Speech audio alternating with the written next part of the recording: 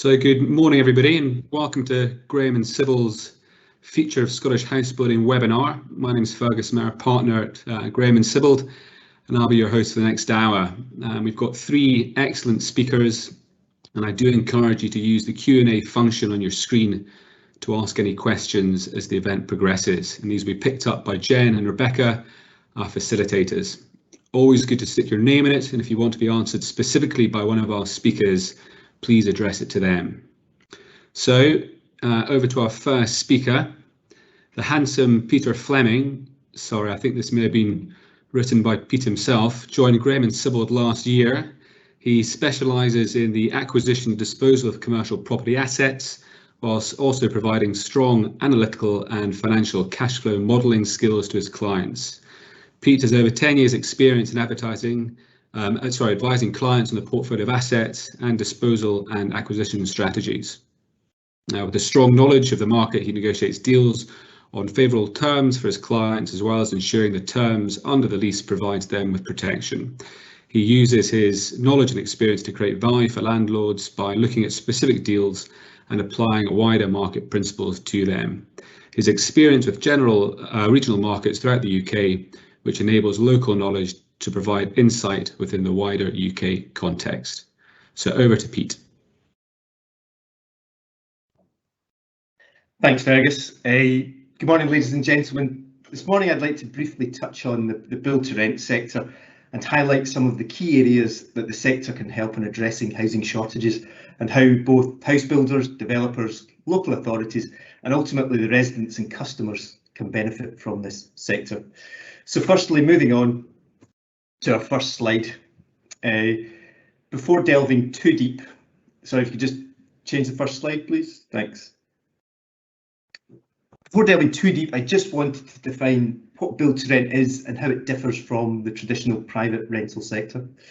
As the name suggests, build-to-rent is developed specifically for rent, and ultimately developments are owned by one party.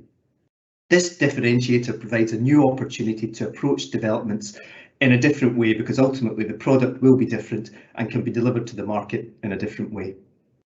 Build-to-rent has an emphasis on build quality and the life cycle of units. Developments will have a level of turnover, and so they need to be robust to avoid a high churn of refurbishments. I think developments will promote and offer a greater level of common amenity space. This could include dining rooms, cinema rooms, gyms and shared green spaces, all of which will be backed up by a higher level of management services, which includes, for example, an on-site concierge potentially. Also, by having more common amenity space, it allows build-to-rent units to be reduced by having less private amenity space. The big thing for this is, as a developer, you'll be building smaller units, which may be able to offset the potentially more expensive build cost. With regard to placemaking community building, I think it shows how the speed and scale of development can bring transformative change to an area, and how a well-managed scheme can help build a more integrated community. Investors are keen to build loyalty and reduce attrition, which will lead to a better standard of accommodation and service to the benefit of residents. Build-to-rent should be an opportunity to drive rental standards up. Build-to-rent can also facilitate a younger, more mobile workforce who are choosing to rent. For many, renting is now seen as a positive lifestyle choice. And ultimately, as we'll come to later, the sector is being designed for institutional or professional ownership. Moving on to the next slide. Sorry, just move on to the next slide. I think the graph on the screen illustrates the exponential growth of the sector over the last 10 years. However, I think you probably have to put this in context, and why there's probably been a lot more said and written about build-to-rent as they're actually been built. To put in context, as of last year, there was just under 55,000 units up and built and operational. And again, to put that in further context, that is 0.2% of the UK's housing stock. So it just shows you how small a part it is at this moment in time. I think you could potentially look at the rental sector as a more comparable property, but again, that's 5 million and that's still only 1% of the overall market share. I also recently read a stat that said in England 2.3 million people own 4.4 million rentals. To me, that just shows how the private rental sector in its current format is somewhat fragmented and why it does suffer from a number of stigmas. Moving on to the next slide. Here I was keen to look at who the market is, and I've attached two graphs. The first one on the left, the biggest takeaway for me is that 79% of those that are renting accommodation are under the age of 35, and there's no residents of retirement age. I think that also indicates one of the key trends in the market is that we're actually seeing a number of the kind of purpose-built student accommodation operators kind of pivot and move towards build to rent. I think it's ultimately because they see, as students kind of graduate and come out of PBSA accommodation, they see the natural progression as they move into the workforce. They will look for the same level of service that they're getting in PBSA, and build to rent is there to kind of have, to meet that need. I think if you look at the graph on the right, I would say there's a bit of a health warning with this. This was data compiled by the British Property Federation. And they were gathering this on London build to rents, where I think there is an affordability issue in London, which would have an impact on more sharers clubbing together. Whereas I think if you actually look at the regional cities, affordability will allow residents to move into their own accommodation. Soon enough, I acted for GSA when they sold the build to rent scheme in Lochran Quay and Fountain Bridge. This was a mix of 113 units in total. Of that, it was 32 studios, 39 one beds, 24 two beds, and 18 four beds. When it came to letting up, it was the studios that let up first, and a common request from a lot of those that were in the one bed flats was when it became available, they would like to move into smaller studio space. And this perhaps again plays into the fact if you can actually offer good quality common amenity space, then residents don't need as much private amenity space within their own unit. So again, you could build smaller units and still meet needs and demands. Moving on to the next slide, and I guess getting to the kind of crux of today's talk is what can build to rent offer? And for me, there's two big points of difference that will help alleviate current housing shortages. First, it brings additionality to the housing delivery model. The sector is attracting institutional investors who see the opportunity but who have the capital and want scale. To give you a bit of a target, a lot of the operational efficiencies that these companies or institutional investors are looking to get to, they often say they want a portfolio of around 10,000 units. So that just perhaps gives you an indication of the scale they're trying to grow. And because they have the cash, they do want to get there quickly. The second thing with BTR is it will accelerate the delivery of new housing. The rental market has a much quicker absorption rate than traditional sales. Therefore, it's an opportunity to build more and quicker. And again, coming back to institutional investors, they have the capital to fund larger developments and they want their assets up, built and income producing. Moving on, the additional benefits includes, much has been made of build to rent being kind of counter-cyclical. I think there's more announcements in the press today in terms of house builders. People are starting to kind of make the indication that although we've had a particularly strong market over the last periods when you thought the pandemic might have had a bigger impact, but they do feel the market will continue to slow. And if we look at history, I think you'll find that economic downturns goes hand in hand with development downturns. However, the whole nature of build to rent going into or using a institutional investment, they're not dependent on mortgage availability, which the wider economy obviously is. And as highlighted earlier, I do believe that build to rent can drive standards forward, certainly with regard to the private rental sector. Moving on to the next slide, I think there are some wider benefits that BTR includes. I think we can look at rapid placemaking, again, building in less phases and quicker. Build to rent can offer a more transformative change. I also see BTR as professionalising the sector. I think PRS has suffered from stigmas, including absentee landlords who are not responsible to issues either through their own neglect or just lack of capital that they have to invest and maintain their own properties. However, because of the fractured ownership and going back to the start of the kind of 2.3 million people owning 4.4. It's just such a difficult, challenging sector to drive standards up on a large and meaningful scale. I think institutional investment can address this. Coming back to community, I do believe having a single point of contact and schemes management who can promote community events and can utilise the common amenity spaces. I mean, they could even open it up to the wider community themselves, so it's not just a kind of a closed community within itself, or a walled community.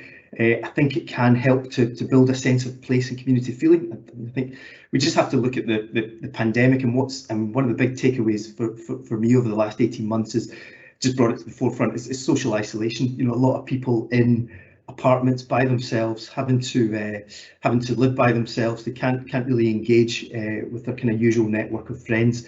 However, I think if you can have a kind of properly managed and inclusive company there, kind of, I guess, holding hands or even just being the facilitator in it, I think it can help kind of create a more collegiate environment within larger, certainly within larger kind of apartment blocks. Whereas, you know, you mightn't necessarily get that in the kind of build to sale model. In addition, I think there's never been more focus on sustainability, and build to rent by its very nature lends itself to sustainable development. It won't suffer from the potential logistical issues of multi-ownership. I think buildings or schemes with one owner can better implement measures such as communal heating systems, solar panels, rainwater harvesting. I think even if you look at what's being developed today, you know, it's always going to be so much more difficult to go back in 10 years. If it's, you know, an apartment block, for example, that's owned by over 100 people, you know, you can just imagine trying to coordinate that with getting kind of solar panels onto roofs. It's just going to be quite a kind of fractured process, which, you know, if you've got one institutional investor making the decision, it will help greatly. I also think it will be reinforced by the institutions themselves. I mean, they are focusing now more than ever on kind of environmental, social and governance in their decision making. It's not just a financial decision. There's strong factors that they want to improve upon themselves. Moving on to the next slide, I guess we can touch on who could benefit. I think local authorities themselves, you know, the rapid placemaking can make transformative regeneration to areas, as well as helping to stimulate economic growth and employment in that area. It could also allow local authorities with the chance to hold land by entering joint ventures with developers. You know, I think in the past a lot of local authorities have sold off land which to meet housing objectives. I mean, this way they can still hold on to the land through a kind of joint venture partnership, and in addition it could create an income stream for them moving forward. For community and people, the intention is to raise the standard of property as well as the standard by which they are managed. It could also improve the mobility of the workforce who are no longer hamstrung by mortgages. And importantly for developers and house builders themselves, it creates a new market to sell to, and it could de-risk development by a significant amount if, for example, you're able to forward fund certain phases within a kind of a development. Also having BTR in the early phases of development, I think, will only help with the build to sell units and plots themselves with the kind of rapid placemaking quality that's provided. I think for the investor, build to rent provides risk adjusted long-term returns with low volatility. Residential, it's a defensive asset class, considering the kind of housing needs that we have, and I think are particularly attractive in the current market. It could offer the scale they require, and as well as a diversification out of traditional commercial markets.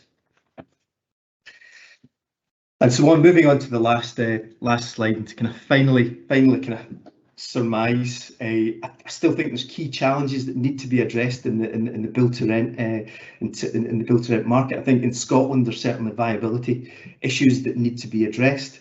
I think as a wider issue we do need to address the stigma with renting. I don't think that's necessarily there anymore, in terms of, you know, there are people that choose to rent. They want that greater mobility. They want a better chance to a better opportunity to kind of use their money elsewhere. Ultimately, it's a choice. You know, instead of having to save up for a deposit, they could, you know, go on holidays or have a more kind of experiential existence. I think more could be done with government legislation and how they can help. You know, I think we've seen, you know, it's almost inadvertently helped the build to rent market recently when we saw the kind of tax breaks taken out. But I think there could be more kind of proactive governance rather than kind of reactive and trying to make it more kind of positive. I still think in Scotland, for example, our permitted development rights lag behind the rest of the UK, and perhaps that's maybe gone to one extreme, but I think if we can look at that, it will only kind of help. And in addition to that, I think planning reform is required. You know, I think more so than ever. I think residential is a pretty kind of multi-layered asset class now, but in a lot of instances, it's dealt with in the same way, and I don't think it's, you know, I think it's particularly fair or easy for developers to look at it when, for example, you know, purpose-built student accommodation, co-living, build to rent, build to sale, private rented accommodation are all kind of looped in with the same under the same use class. And I think moving forward, I think BTR is a sector that will continue to grow, first in the most populous areas where housing stock is under the most pressure. For me, the sector does need to raise its profile and its understanding of what it is. It's not just from within, but importantly to consumers. You know, it's not a negative thing in what they're trying to provide. It's a better quality of accommodation with a better level of service. I think developments will also need to look at their adaptability. I mean, as you said, you know, construction is currently based on such a small proportion of lived experience. You know, there's huge amounts of developments being kind of promoted at the moment, but ultimately the data we're compiling is of 55,000 built units, predominantly in London. So I think the key thing would be adaptability in your schemes. Things will change. You know, I think the kind of common comment usually is, you know, kind of with common amenity space certainly is, you know, kind of gym facilities, open cinemas. I think ultimately, and the pandemic showed, you know, you need to be able to move away from that, and I think we will move away from that potentially. You know, I think there's probably going to be more demand for co-working to allow people to work from homes, and if you are having kind of condensed living quarters, being able to open up a kind of co-living or a co-working work from home within these developments will help. Also think you can look at bark parks, so you can bring pets on board. I know that's something that a lot of the operators are looking to kind of bring in. Also think technology will be a big factor in leading the advancement. I think sophisticated management and operational platforms are only going to improve service and help refine future developments. By fully understanding residents and their behaviours, we'll get a better idea of what they want and how we can deliver that for them. As previously mentioned, I do think the nature of ownership of build to rent can be at the forefront of sustainability with large scale and ambitious ideas. And so to finally kind of sign off, I do, you know, I think there has to be an acknowledgement. Look, for all the press there is about BTR, it is still just an absolute kind of tiny part of the overall housing market, and I think it will be there to play a more supporting role. But it is growing and it has the potential to play its part in supporting the overall picture and a drive towards kind of meeting kind of greater kind of housing stock needs. And I'd just like to thank you for the opportunity to speak, and I'll now pass you back to Fergus, who'll introduce the next speaker. Thank you. Pete, thanks so much for that. It's interesting just how much of an infancy we are in that sector, and clearly it's going to be playing a pretty important role going forward.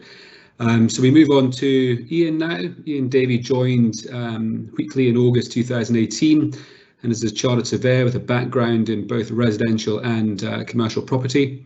Since 2016, Ian has worked within the development and regeneration, and his current role includes identifying new land and partnership opportunities for the group, as well as being one of Wheatley's lead officers on the Transformational Regeneration Area programme in Glasgow, which in collaboration with the City Council and the Scottish Government oversees the mixed tenure regeneration of 18 priority areas within that city. So over to Ian.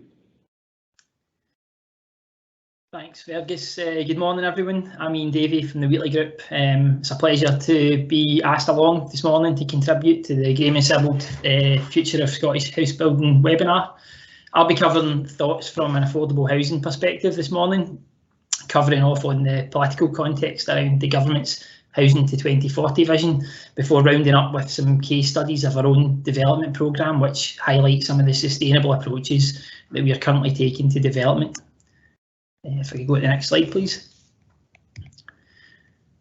So, by way of a short introduction to the Wheatley Group, we are Scotland's largest housing, care and property management group. We own or manage nearly 94,000 homes across the country.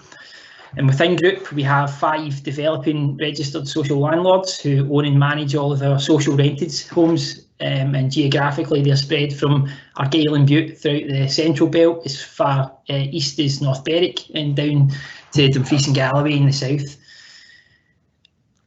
Our RSLs include the largest and the second largest in the country, with Glasgow Housing Association and Dumfries and Galloway Housing Partnership, who joined the group in 2019. We also have a commercial subsidiary, Lowther Homes, who own and manage over 2,100 full market rent and mid-market rent properties across the country, and they also provide factoring services to over 34,000 private homeowners. If we can move on to the next slide, please. Wheatley are a key partner of strategic housing authorities across the country, and also of Scottish Government in their More Homes Scotland and Housing to 2040 commitments. For the past 4 years, we've been named as the UK's largest developer of social housing, and in terms of affordable tenures, we predominantly build social rent and mid-market rent homes.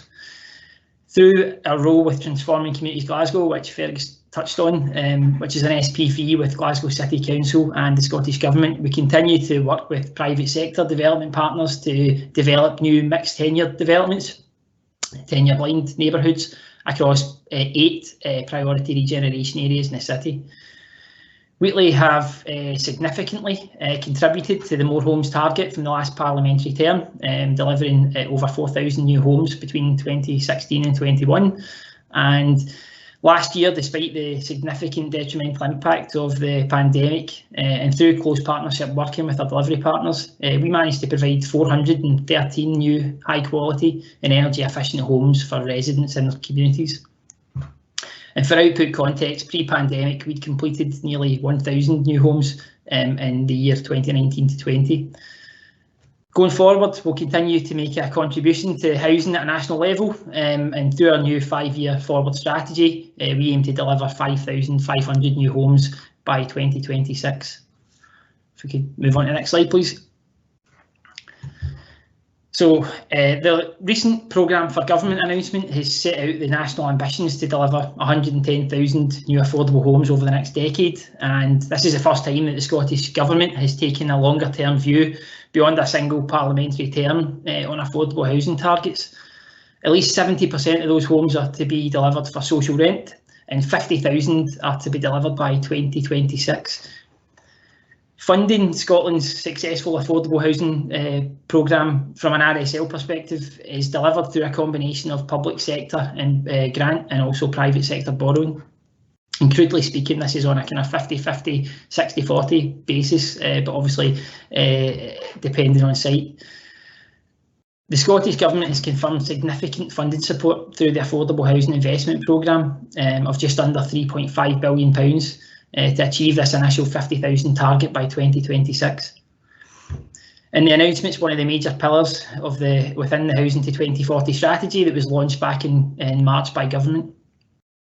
The programme for government sets out the importance of housing to our economy and its supporting role in terms of the green recovery post-pandemic, with overall investment in the sector anticipated to support up to 15,000 jobs per year. And the Housing to 2040 vision builds upon this. If we can move to the next slide, please, Jen. Housing to 2040 has fundamental aims and ambitions which are closely aligned with our own future development strategy at Wheatley, and they include ensuring that we're building stronger and more vibrant communities, creating housing choice and access to quality green space, all the while maintaining affordability for our residents. Housing-led regeneration strategies should be more place-based, with a greater emphasis on developing homes within town centres and in accessible locations, bringing vacant land back into beneficial use. And this is something which I'll hopefully later show within the presentation of Wheatley's track record in contributing to these. There's also within the strategy a greater emphasis on building more flexible and adaptable homes that allow people to live independently longer in their own homes. And linked to the place-based approach that I touched on, there's a new focus around the concept of 20-minute neighbourhoods and a brownfield first development preference where possible. If you get the next slide, please, Jen. Sorry. Apologies. So this slide really just calls out some of the key issues facing the affordable housing sector and kind of banner headings, and to be honest, probably not even exclusive to the affordable housing sector. And calling out obviously just a few given the kind of limited time. In terms of benchmark grant subsidy levels, it's been in the recent kind of industry press that the government and stakeholders have just completed a review of existing grant levels, which have been static now for a number of years. And the review's recommended that the benchmark subsidy should rise by between 11 and 33% going forward. And this depends on tenure, geography, and whether or not it's a council or an RSL who's leading development. Obviously, this is welcome news for the sector and for developing RSLs and council in particular, given the sharp rise in development costs that we've seen since the benchmarks were last set. And it's very much linked to the rising construction costs and material supply shortages, which have been experienced across the sector. Again, it's not exclusive to affordable housing by any means. And obviously, in terms of the impact that has in programme delivery of some sites and project viability for future pipeline sites, I think we're all kind of we're all experiencing just now.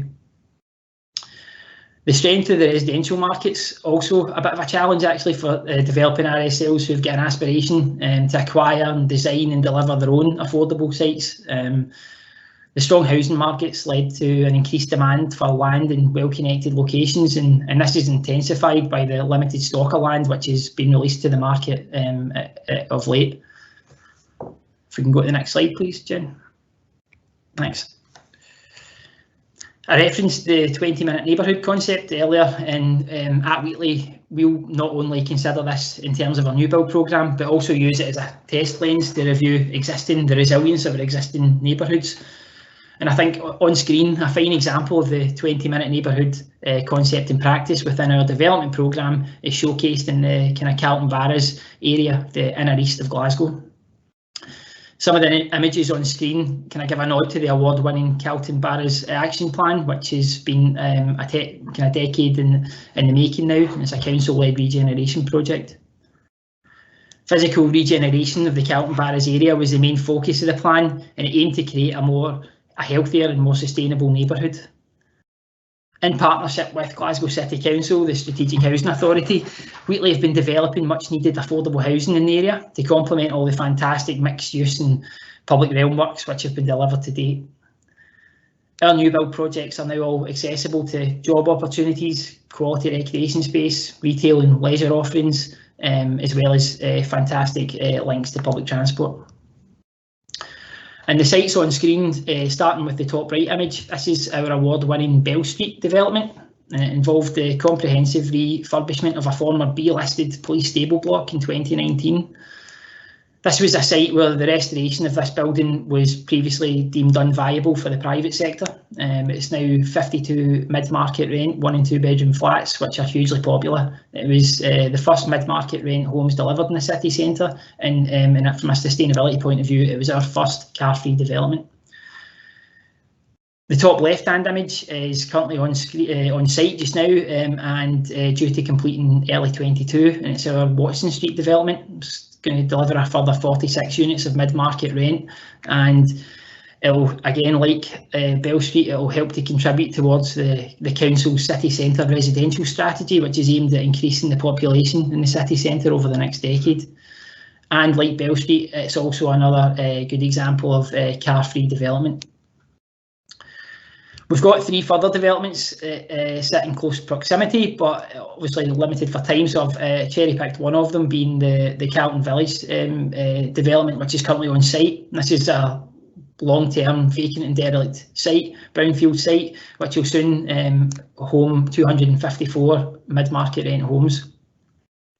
And this project also incorporates a district heating system, which serves all phases of development. So this will provide energy efficiency and cost benefits to our customers in the long term.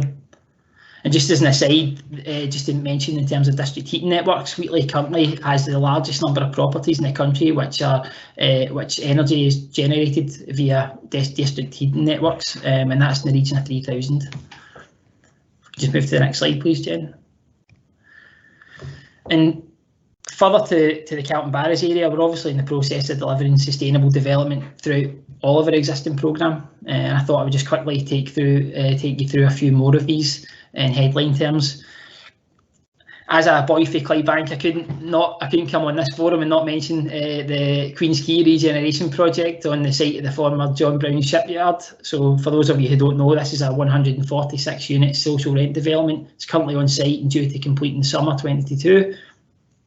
So our new homes and all the buildings within the Queen's Quay development will have their heat and hot water provided by a district heating network. And then there's an energy centre that's on site. It's been constructed by the council, and it holds heat pumps which extract water directly for the River Clyde via district heating pipes. So it's a kind of fine piece of engineering. And in terms of the smallest development project within our programme, completed recently within the small hamlet of Monreath in Dumfries and Galloway, we've got a gas-free development which has been supported by a range of sustainability measures, which includes air source heat pumps.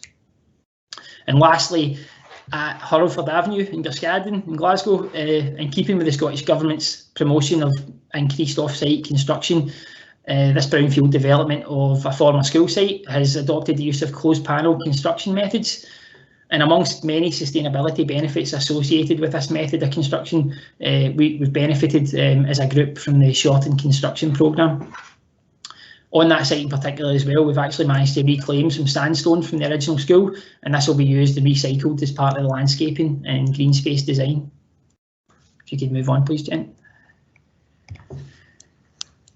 I think final thoughts from me, it's obviously been a bit of a whistle-stop tour, but the green agenda and sustainable development is embedded within our key national policy pieces and likewise within the vision of our own Wheatley Group strategy. The development sector is committed to meeting the challenge of climate emergency head on, and I think we all appreciate this extends beyond bricks and mortar. And we need to create neighbourhoods which promote active travel as a first choice and allow residents to live a quality of life more locally. And adopting the 20-minute neighbourhood concept will help us deliver physically, economically and digitally connected communities and contribute to making homes and lives better for the people of Scotland. So I think I ran over a wee bit, apologies, thank you. I'll now pass you back to Fergus and look forward to further discussion this morning. Ian, thanks so much for that. Yeah, I don't think anyone can doubt the importance of well thought out and quality social housing. So on to our third and final speaker, Dr John Boyle. He leads the Rettie Co research team, providing a cutting edge research and consultancy function. His work informs clients on sales, lettings, investment and development opportunities. He also analyses the current state of the property market and assesses how they're likely to change. Over the last 18 years, he has worked for all the major house builders in Scotland, the Scottish Government, and many local authorities and investors. He led the Scottish Government's study into the 5-year review of the Home Report and was part of the team that recently reported on the value, incidence and impact of developer contributions in Scotland.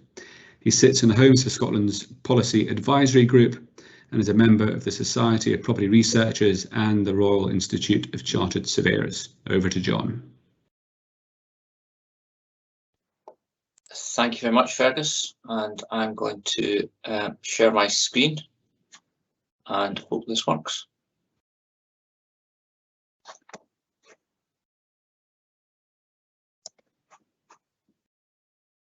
And hope you can all see that. And thanks very much to Graham and Sibbald for inviting me along to speak to you this morning. My subject is future of Scottish house building, private sales industry. Probably something we could spend a 2 to 3 day conference on, but I've got 10 minutes, so I want to kind of condense it into exploring 3 main issues. One is cost inflation, which I think is clearly present within the industry at the moment and is providing some significant challenges. Secondly, the green agenda, which is something that's certainly driving change within the industry. And then political reform, which I think is something that's going to be driving future change within the industry. And all of these things are, of course, interrelated. I could have picked other things to speak on, planning, which we might touch on later or in the Q&A, but I've been banging on about planning for years, so I'm going to give that a rest this morning. or government support packages for the industry, which are like Help to Buy and First Home Fund, which are now disappearing. But again, maybe we'll try and touch on that at some point during the discussion. I think the overarching theme for today was how can Housing 2040 deliver on new housing, and it is interesting that Housing 2040 really doesn't explicitly deal with private housing much at all, despite the fact that private housing delivers the vast majority of new housing in Scotland. It's got a much keener focus on accelerating affordable housing delivery. So first, cost inflation in the residential market, and we're seeing this as a kind of clear and present danger within the industry just now. This is beginning to look like one of these climate change graphs that we're all used to seeing, almost kind of this kind of hockey stick here at the end, and it's something like a 20% rise now annually in construction materials. Some really eye-watering increases within this index. So imported plywood is now up over 80% year on year. Imported sawn and planed wood is up by 2/3. Lots of components that are used in the house building industry, and there's a variety of causes for this. There's definitely a Brexit cause on supply chain effects. The pandemic created capacity problems within the sector, and then the kind of the pent-up demand that we had released into the sector from buyers after the lockdown restrictions ended in the summer of 2020. That caused a real kind of demand-supply imbalance, and that's fed through into rapidly accelerating construction cost.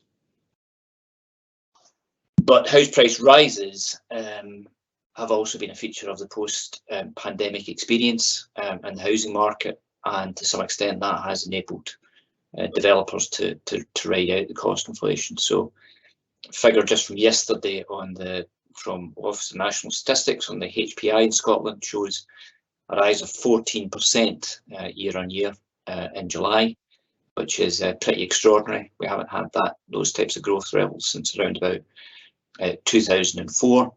So when we were really in bubble territory in the run up to the market crash in 2008. And again, there are factors that underpin that rapid rise in average house prices that we've been seeing. People have been able to save in the pandemic, so they've got more money for a deposit. There's been the kind of the race for space, that's been a feature, as well as people being willing to move further out into kind of hinterland areas, because they don't think they're going to be commuting as much when things do return to some kind of normality. So all of these things has driven house prices, and at least for the time being. But I think a number of those who commentate on the market, including myself, are expecting a slowdown in this kind of rate of growth at least next year, as this kind of pent-up demand is sated, before returning back to kind of more normal levels of house price increases over the next few years. I think for this to be sustained at this kind of double-digit price increase that we've been seeing over the last year, we don't just need to have a continuation of the low interest rate environment, but we also need lax lending, which I don't think is something that is going to feature after the experience back in 2007-8. House building is also going to need to get greener, which is happening. There's two main drivers for it. One is legislation, so that's coming from the government. So all new build homes require zero emission heating system from 2024. And there's also market drivers. House buyers want to have more energy efficient homes, and they're more willing to pay for them as well. Some evidence suggests maybe not willing to pay for them as much as they need to pay for them, but there certainly does seem to be an appetite for among buyers for for more energy efficient homes going forward. Scotland now has a district heating network. You know, it is actually quite, sort of getting quite substantial right across the country, not just in the main conurbations, but also in some of the outlying areas. And to look at, you know, just a couple of examples of this as kind of case studies. So the Commonwealth Games Village, which was, you know, built a few years ago, that's a combined heat and power technology and a purpose-built energy centre. So it's really a network of buried insulated district heating pipes, and that's to connect over 700 homes in the Athletes Village, but also it's Chris Hoy Velodrome, and there's also a large care home inside, which are all connected up to the energy centre. And it's calculated that this reduced or helped reduce Games carbon emissions by 95%, and it's got the potential to expand this and connect up other neighbouring sites, and that's what Clyde Gateway have certainly got planned for other residential land disposals nearby, but also to connect up with other district heating systems within the city. And then over in the east, the Shawfair development, Newtown and Midlothian, fourth generation low carbon district heating network to supply heat and energy for residential and commercial uses, and with the intention of lowering energy costs as well as reducing the carbon footprint. There's many more examples I could give, including, you know, development that we've been promoting with Fourth Courts and others at Western Harbour. We wrote a blog for that yesterday for Scottish Housing Day, and Scottish Housing Day also released a number of case studies demonstrating how the industry is getting greener to meet this new agenda. And I think this presentation, or a copy of this presentation, is going to be sent on to delegates. So by clicking on those links, you should get a bit more information. Political change, which is kind of the last one of the drivers I want to touch on, that is coming. There is a new SNP Green cooperation agreement, which sets out how the parties are going to work together to tackle a number of you know, the significant issues within Scotland. It doesn't say a lot on housing outside reform of the PRS, and there's certainly going to be another raft of PRS legislation, which I certainly think is going to impact on the embryonic build-to-rent sector that Pete was talking about. And it also reiterates its commitment on accelerating affordable housing delivery, so something like 110,000 new units planned over the next 10 years or so. But political change is coming in for the house building sector. So you know, the Scottish Land Commission has been reporting for a number of years on land reform.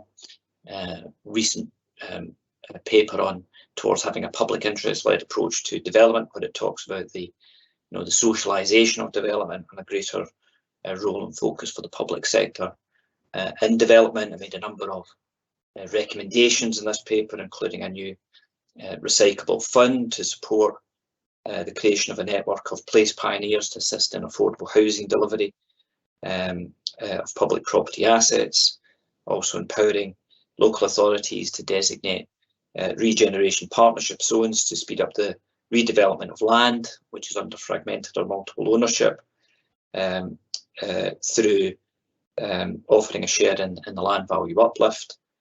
It also discusses introducing new approaches to land value capture to invest in placemaking, and it talks about creating a new public land agency to supply development ready sites across Scotland. So the whole approach really to land value tax and land value capture is being closely considered just now by the government. As Fergus said in his introduction, I was involved in an LSE run study looking at the value incidence and impact of developer contributions in Scotland, which did highlight the significant contributions that developers or landowners already make. Provision of affordable housing, for example, calculated that it was around about 310 million in the 2019-2020 financial year. and around about 180 million of infrastructure contributions in the same financial year through developer contributions, which is in essence a developer or a landowner tax. But all of this is being closely reviewed by the Scottish Government just now, with inputs from the Scottish Land Commission and other public sector agencies. So there is going to be reform on the agenda going forward. So I think, just to conclude, three main points from me under the kind of the broad headings that I looked at. Construction costs are going to be I think a major source of uncertainty going forward. They're currently being dealt with through house price inflation, but I don't think we can continue to rely on that. The green agenda has the potential to push costs up further. Who pays for that and who benefits, and what kind of cost benefit analysis that developers and buyers take account of in order to inform their decision making on that is something that's going to develop over the next few years. And I think significant housing and land reform is being planned. I suppose I will touch on a planning point at the end. Can we get the kind of effective public-private sector cooperation that's going to need in order to be successful and enhance housing delivery in Scotland, instead of the kind of the confrontation that we often get in the planning process. And I think that's it from me. John, thanks so much. As always, it's a real pleasure to listen to you. We've got a bit of time, happily, and we're going to slip over to our Q&A session, which Jen will run. And if people don't mind, I may just ask a very quick question to John, and it may fall out your remit a little bit, but inflation, in broad terms, do you see that levelling off relatively soon, or do you think it's a little bit out of control and we're not quite sure where it could be in another year's time? Yeah, thanks, Fergus. I think with the house price inflation, I think it will level off. I think there is a certain level of demand there that is being sated. Some of the demand indicators that we're looking at in the market just now already indicates that it is beginning to level off, although it's still in positive territory.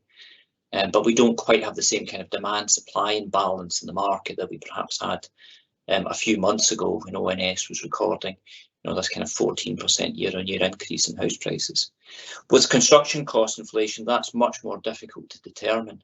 I mean, the indicators would seem to suggest we will get, still positive growth, but slower, or much slower than we're currently getting. But that's very much kind of out of our hands. It's often driven by macro factors that are happening on the global stage. So quite what happens to that, and then the impact of that, is something that we're going to have to keep a close watching brief on, I think, going forward. Great. Right, well, I'll hand over to Jen. Hi everyone, thank you to our guest speakers this morning, and to all of our presenters that we have had, and to everybody for all of their questions. We do have about 10 minutes or so to take on any questions, so thanks to everybody that has submitted one at the moment. I think we'll start. We had a question submitted previously to the event, so we've got a question here from Catherine Wood. Catherine said the Scottish Government has announced that it will not be reopening the Help to Buy nor the First Home Fund in the next financial year. Does the panel think that this will have a direct impact on the ability of the industry to deliver the government's target of 110,000 new affordable homes, with 70% of these being social rented by 2032? Who would like to take on this one? Yeah, I'm happy to have a go on it at least. Yeah, I think with Help to Buy and the First Home Fund, I mean, all of these funds had a shelf life anyway. They weren't going to be. They weren't designed as a kind of a long-term solution in the housing market, and they were for a time when the lending environment was much more restricted than it is now. There's pros and cons of Help to Buy and these kind of other stimulus packages. Again, it would probably take us a whole conference to go through them all. But I think what I would say, and I think what Catherine's question touches on, is that demand for these funds was very high when they were in operation, and without it, I think young people and first-time buyers who used it to get onto the housing market aren't going to be able to get onto the housing market as easily. And they're the lifeblood of the market. You know, we saw in the 2008-9 crash when you know, young first-time buyers exited the market very rapidly and couldn't get access to mortgages, that we had a kind of a collapse in chains, and you know, transaction activity fell by, you know, 2/3 in 18 months as a result. So the worry is that we're going to lose transaction activity and we'll lose developer sales with these, with the loss of these programs, and that does have an impact on things like affordable housing delivery, because you know, as I hope I demonstrated in the slides, and the study on the value impact and instant developer contributions also highlights, delivery of private sale housing also delivers a lot of affordable housing, including in your kind of higher land value areas where affordability pressures are much more acute. That's great. Thank you very much for that, John. Our next question comes from Rebecca Lang. Rebecca has asked, will the build to rent be an expensive option given the level of service that it could provide? Pete, I think this might be one for you. Yeah, no, happy to key in on this one. I think it's very much going to have to be tailored for its market. So you will have for example, schemes, high-end schemes that will have additional services attached to it, such as an on-site concierge. But I think, you know, you can build in scale that can allow kind of efficiencies and savings to be made. I think one of the common misconceptions with build to rent is it's going to be more expensive across the board. I think in certain instances, premium schemes, it could be, but I think when you speak to those that are looking to operate and manage these schemes and those that are looking to invest and develop them, they're very much focusing on the right product for the right location, and what's, you know, right for one part of the world or one part of the country won't be right for the other. And so they're going to have to keep a close eye on kind of keeping the kind of operational cost to a minimum. And, you know, again, it's not trying to potentially offer such a premium that it's going to be so much more expensive, but I think they will just have to kind of keep it probably in line with what that specific market, be it kind of a Glasgow or Edinburgh require, and what ultimately the workforce are going to demand, because, you know, people will vote for their feet. If it's too expensive and out of sync with what they can be offered, they'll just stay in the kind of private rented sector. That's great. Thank you very much for that, Pete. Our next question has come in, so this is now from our live event Q&A section here. So if anybody does have any questions, please do feel free to submit one there. We have a question here from Alistair Smith, who has asked, what is the cost advantage of district heating systems over unit systems? Who would like to answer that one? Yeah, I mean, I can kind of touch on our experience, Jen. Obviously, we are linked in with a number of district heating networks, and in terms of capital costs, initially they're obviously more expensive than other conventional systems. But you know, they do provide cost benefits. From our perspective, the most important aspect is the cost benefits that they create for the tenants and our residents. And further to that, obviously, with these agreements in place, we managed to get agreements for each of the individual residents that allows them to kind of regulate costs for our customers. But well, fully appreciating that as an additional capital cost they come with it with this. But obviously, we feel it's the right thing to do where it's appropriate and where there's scale to justify it. That's great. Thanks very much for that one, Ian. Our next question is anonymous. It says, do you think that we will see a drive towards family suitable build to rent schemes in Scotland away from the inner city areas in the near future? Will these be the same traditional operators? Who would like to pick up this one? I'm happy to pick up that one. I think in the short term, probably not on any sort of scale. I think Scotland, I think PRS, I think I kind of touched on it in my kind of speech when my presentation earlier when I said, look, I do think where that market will come from is probably students who are in purpose-built student accommodation moving towards it. Hence, it's being kind of, you know, the pioneers in this element are going to be the kind of student accommodation investors, developers, and operators just now. I think it may come in time, but I think it's probably a kind of generational thing. It will slowly dilute, and those that move into the inner city and are in kind of build to rent kind of flats in the city centre, they may just choose that. As I said, it's a kind of lifestyle choice. They want to continue a certain thing. They don't necessarily want to be hamstrung and invest in property. But I think it's probably false to suggest that we're going to have a kind of huge swathe of people fundamentally want to kind of sell up their homes and move into a kind of build to rent on the kind of outskirts of conurbations. It will happen. It'll probably be quite a small event, and it'll probably take quite a time to get there. I think the build to rent focus over the next years will probably be fundamentally more apartments in kind of large conurbations or large populous areas where the greatest demand or housing shortage needs. Yeah, just to kind of pick up on that one as well. I mean, we are seeing some demand, certainly some investor demand for suburban BTR, and I think, I think Pete's right. I think the bulk of the BTR product is going to be, it's going to be in the urban centres. It's going to be targeting young professionals, people that have just left student accommodation and want something similar when they start work. Or something that's going to appeal to certain sectors of the market, like the tech sector, and that'll be urban living. But I think there is a role for suburban BTR as well. I think there's a number of schemes that Sigma have developed down south on the the outskirts of cities like Liverpool and Sheffield that have been well received. There's now suburban rental product at the likes of Newbridge in Edinburgh, so there is a scheme there. That's going to be supplying that level of BTR, and it's going to be houses, not going to be flats. So I think there is certainly a demand for families that want to have more outdoor space, probably a rural type lifestyle, maybe access to the better schools, but they don't want to buy a property, for a variety of reasons. They don't want to be, they don't want to be tied down by a mortgage, or they're quite itinerant. They only see themselves being here for about 3 to 5 years. So I think there will be demand from that sector, and I think certainly on the edge of the major Scottish cities, I wouldn't be surprised to see a number of schemes emerge over the next few years.